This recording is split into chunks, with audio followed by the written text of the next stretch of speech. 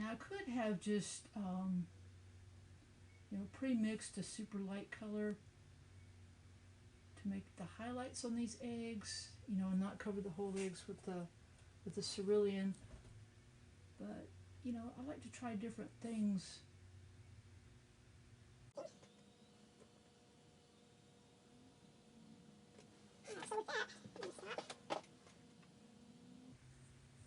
Take my little Q-tip here. Ooh la la, I like that. I can create kind of a textured highlight to make it look like the spotted part of the robin egg. So I'm laying the Q-tip down and just kind of pushing it, daubing the paint up to create some highlight. I think it could probably be even lighter than this. I'll probably come back in with a little bit of white and work that into it. Might have to do some daubing again. So I'm going to wipe off my brush.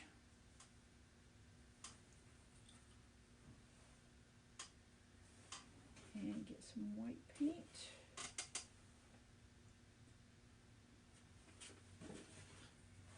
And just lighten up. Oh, that's too much. Lighten up my my cerulean blue a little bit.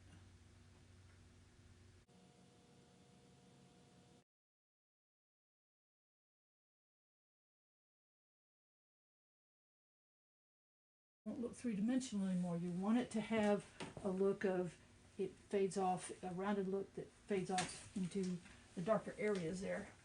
So I wipe my brush, dip back into the white.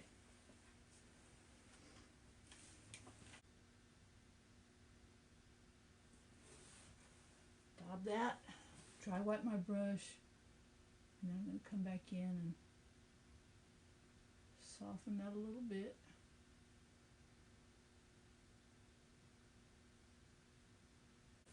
I feel like this egg got a little bit larger than these guys, so let's see if I can do something about that.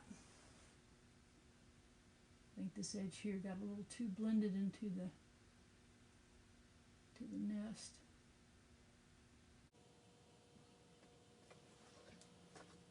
I'll finish up that last egg, and then we'll go on to our branch.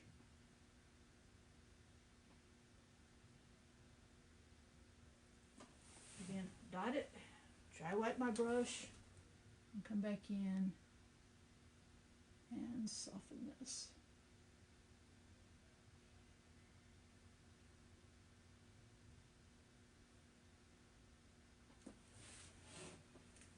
And it's starting to look like 3 eggs in the nest there. Alright, I could keep playing with that, but I think what I want to do is move on to the branch and see if I can get more of a finished look around the nest. So again, I'm going to go back to my, I'm going to switch back to my larger brush for the moment. Go back to my darker colors that I was using. So I'm actually going to take, in this case, burnt umber and ultramarine blue, brush mix them on my palette, and just come in here and get this nice dark color. Dry wipe the brush. Always dry wipe your brush before you dip back into your paint so that you don't pollute the colors. So easy to do.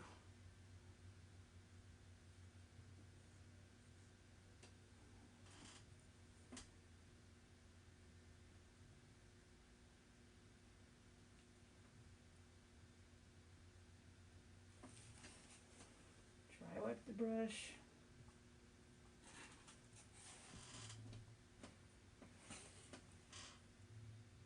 There's another one coming off right here.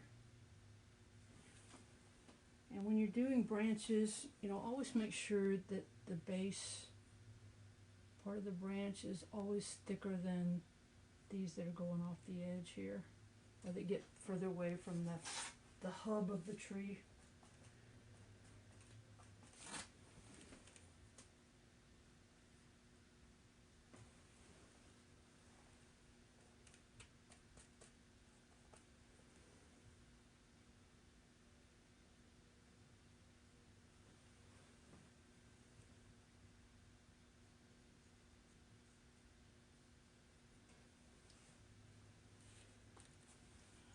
this needs to be a little thicker in here. It's always a good idea to step back at your work and take a look at it and make sure your composition looks good.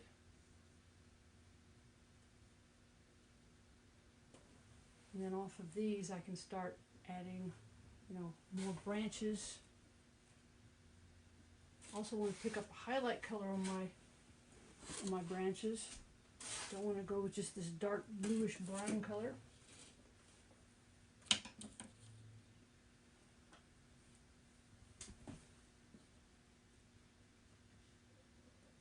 I'll start by creating a little bit of a highlight. Going back and re-wiping this area here. I carved out my branch initially to give me just kind of a guideline of where I wanted to lay down the paint. Sometimes you have to lay the paint down, wipe it off, add some more, wipe it off till you get the effect that you're looking for.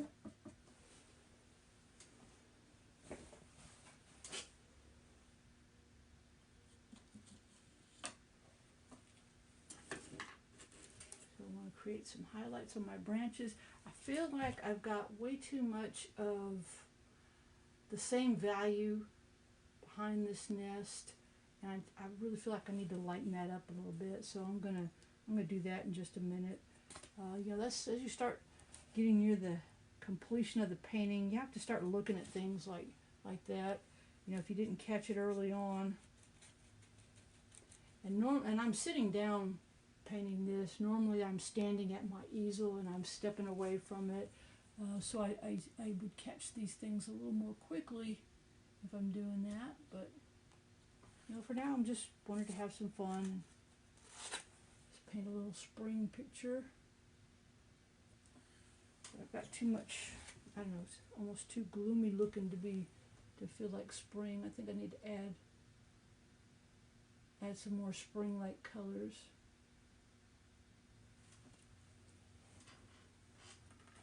Which I can do.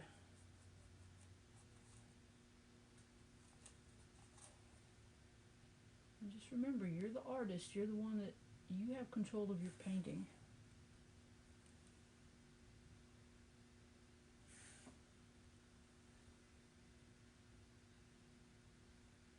And my highlights would be a little further out. Wouldn't necessarily be quite as highlighted right there under the nest, so to speak. Alright, so I want to revisit my background here. See if I can't start tying this together a little bit more. I didn't originally want to, originally when I was doing this, I was like, no, I don't want a bunch of green in the background. I like my yellow ochre, but I don't know. I just feel like I want it to be a little brighter and cheerier, so I am going to start with taking a really, really light, sunshiny kind of color here. Lay that color down, and that is white with some cad yellow light.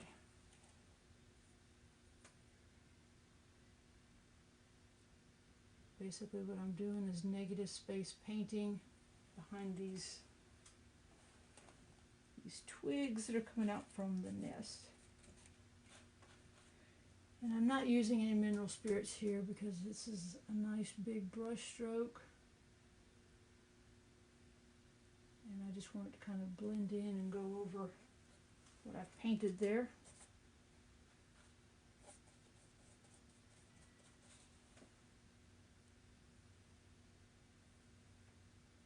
Lay the brush stroke down, leave it alone.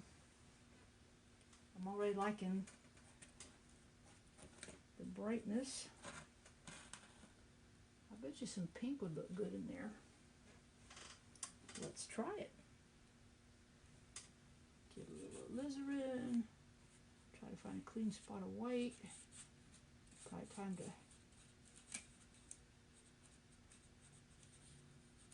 change palettes here. My uber expensive egg carton palette. Let's see if that's light enough.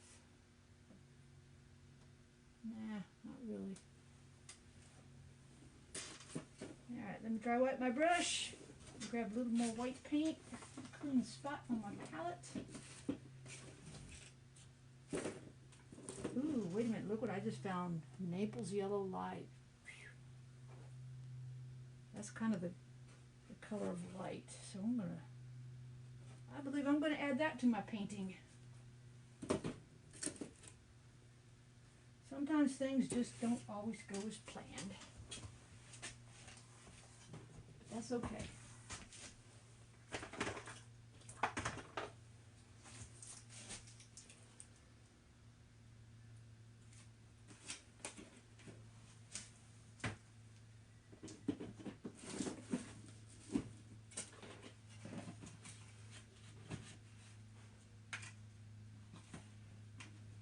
Alright, so I've got some Naples yellow light, some white, and a slightly different red. One that's not quite as overpowering as a alizarin crimson. This is more of a cad red medium. Just want to get a little pink in there. Wipe the brush. And let's try just some Naples yellow light. Let's do up here. Yeah, that's a great color.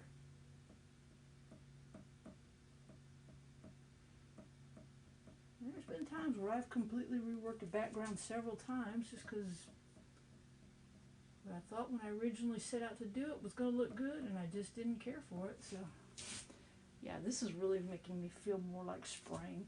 It's making me in a happier mood.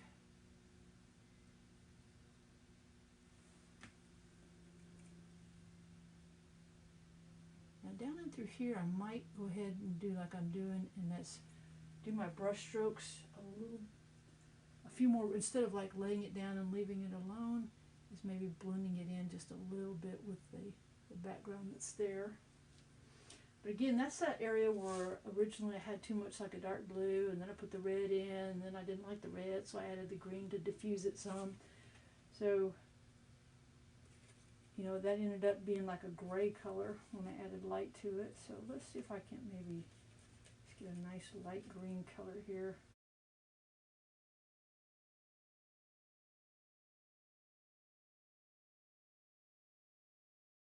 Some sap green. So that Naples yellow is kind of a spring green look.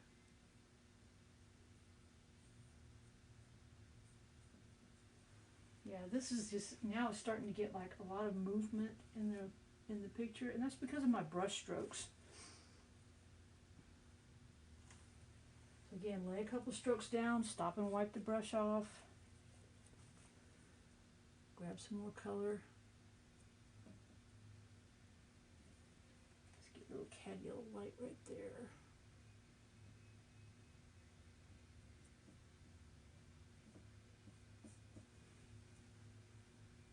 Yeah, this is like, for me anyway, I feel like it's just starting to explode with color now, and I'm really, really, really happy about that.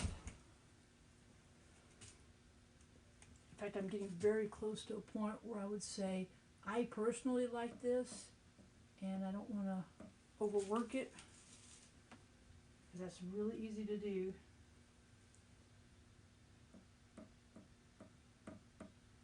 Overwork it and then, you know, lose the progress that I made. I'm really liking this. I might stop. So what I'm going to do now is, I don't know why, I just like what I'm seeing right here.